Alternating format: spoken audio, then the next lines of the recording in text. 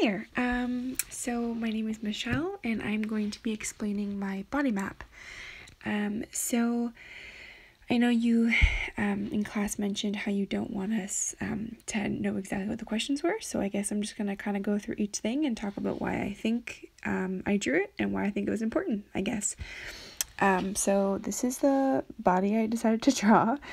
I feel like it's almost not really at the time I didn't think about it, but now looking at it, I feel like it's significant even in itself, just as the fact is that's usually a way I draw like bodies for kids, like when I'm cutting out those people for kids art and stuff like that.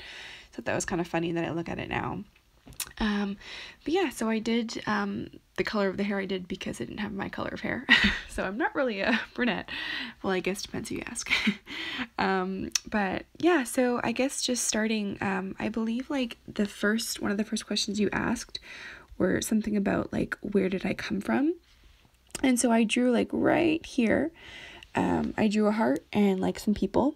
And then the question after that, you asked something more again along those lines, I think, about, like why did you grow up believing the things you did or something. I don't know, but it doesn't really matter because it's funny because what I drew connected with this. So this is what I drew for that as well. So I think for that question, where did I come from? Why do I do the things I do? It all stems from, well, mainly my relationship with Jesus Christ. I'm a Christian, and that everything I do flows from that and stems from that.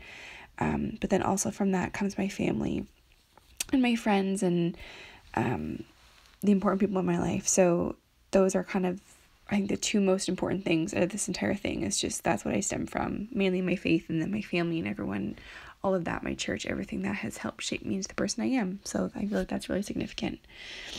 And then I guess just moving on, this right here, I guess kind of goes with that. It was who helped raise you, I think, was the question you asked us. And for that, I tried to draw a picture of a church and then a house. So the church represents just the church and growing up in the church and a family of believers. And then also my family again. So my house, the house I grew up in, and all those people growing up, they helped raise me, they helped shape me. And then of course, just my faith is really what I think, really just with my foundation. Now I'm not really sure, to be honest, what this was for. I think it was something to do with society and accepting people. And so for that, I think I just, like, how does a society work? Maybe you said, I don't really remember, but I think for that, I just kind of drew a bunch of people because we all need to be, working together. We weren't meant to do life on our own. I believe that, at least. And so I think just working together and loving one another and building each other up, it really just makes all the difference. This one right here, so I think for that question you asked about, like, what was an issue in the world that, what's an issue going on in the world and how does it make me feel? So something that came to mind was, I think it really stuck out to me because of my placement right now. So I'm in a school in Oshawa. It's called Queen Elizabeth Public School. I'm in a grade 4 classroom, and I'm really seeing a lot of poverty and kids not coming to school with lunches, especially with healthy lunches. So if they come to school, it's like Joe Louis and Lunchables and just things like that, but a lot of them don't come to school with food, and they don't have money for that. So an issue that's really been sticking out to me lately is poverty, and just specifically children in poverty.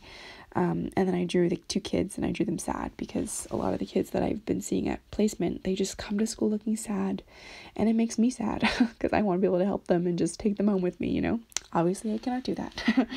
But yeah, so that's something that's really stuck out to me.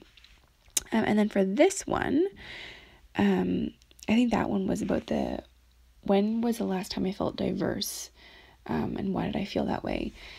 And this may be kind of a surprising answer, but to be honest, the only thing that I could really think of for this question was a place where I felt most diverse has been at Tyndale. And the reason for that has been, I came into this school expecting it, thinking it really was like a Christian university. And so that was kind of my main decision for coming to this school, because I really wanted to be in a school that was grounded in the belief of Jesus Christ and practice that. And so I think coming here, I felt very diverse because, for one, there's a lot of different kinds of people here. A lot of cultures are represented here, but there's a really diverse amount of religions. It's not just Christianity that's represented, but a lot of my classmates practice different religions. And so honestly, I feel very kind of almost secluded when I'm there, just because I feel like, I don't know, I just feel very diverse. I feel like I feel still kind of set apart from it and from the people. And so, yeah, that's just kind of what I kind of took from that question. And I drew a T on it because I didn't want people to see me writing Tyndale. And then I just drew the little stick people around to represent my classmates and the people around in the community of Tyndale. And then going up here, I guess, I think that one was what makes a good citizen. And for that, I just kind of, I mean, obviously I put kind of like what's like that little symbol for like, it's like against the law, like no, like, you know what I mean? So I kind of drew that as kind of like a symbol of, we need to obey the law.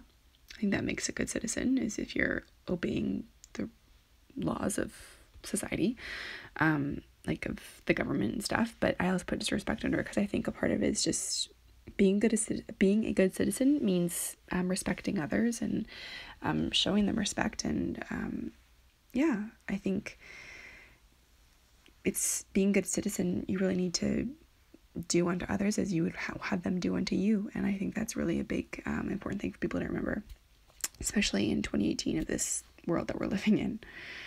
And then this guy, let's go to this one right here. So for this question, I believe that one was, what do you remember about social studies in school?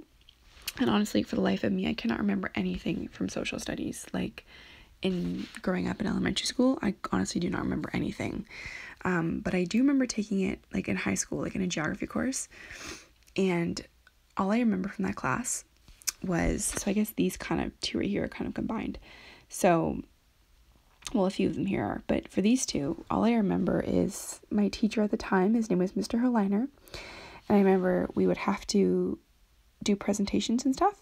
And he would just sit there and drink his coffee, and sometimes he would fall asleep. So that is something that sticks out to me.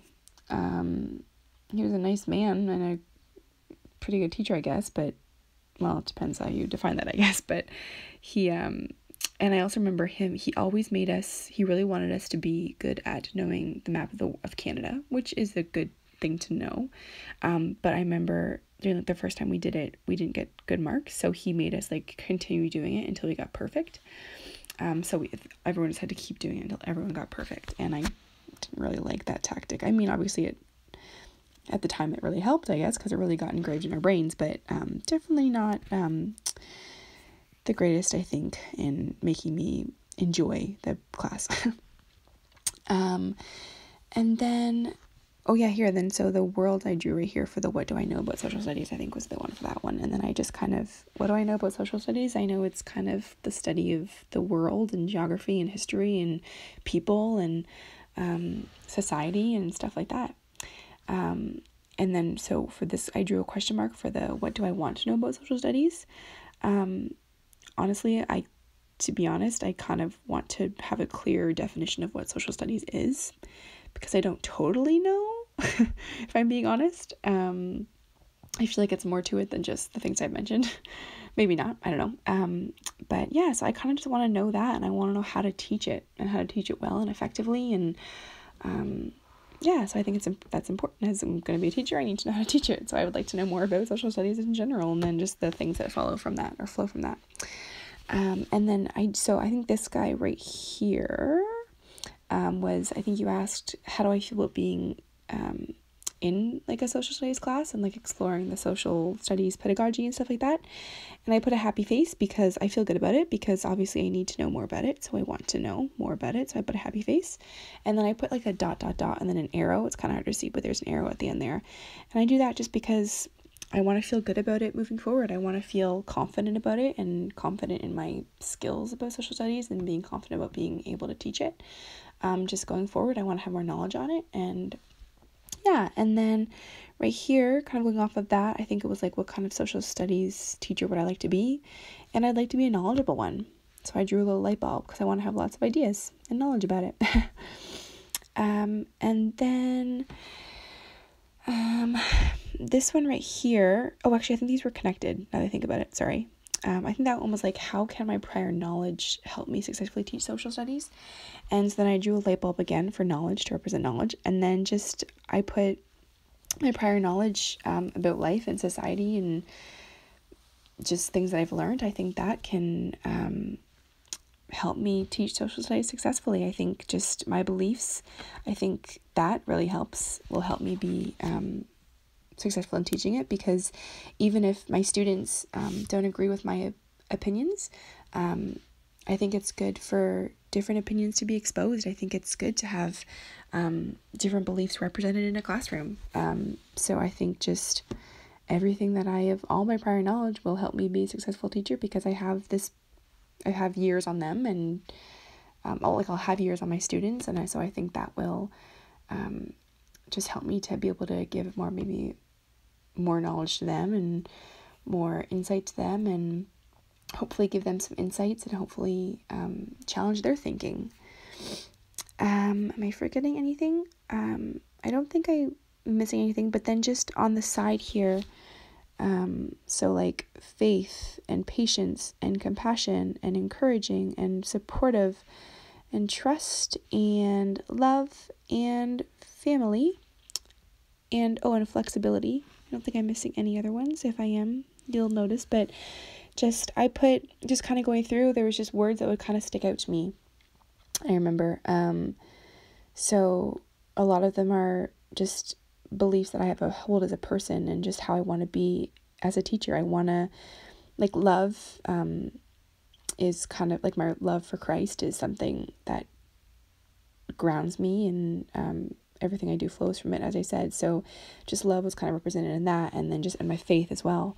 That's a big part of me. So I think that will help shape the kind of teacher I will be. But then I want students to trust me. I want to have compassion on my students. I want to have patience with my students. I want to be encouraging. I want to be flexible in how I teach, and I want to be supportive to them.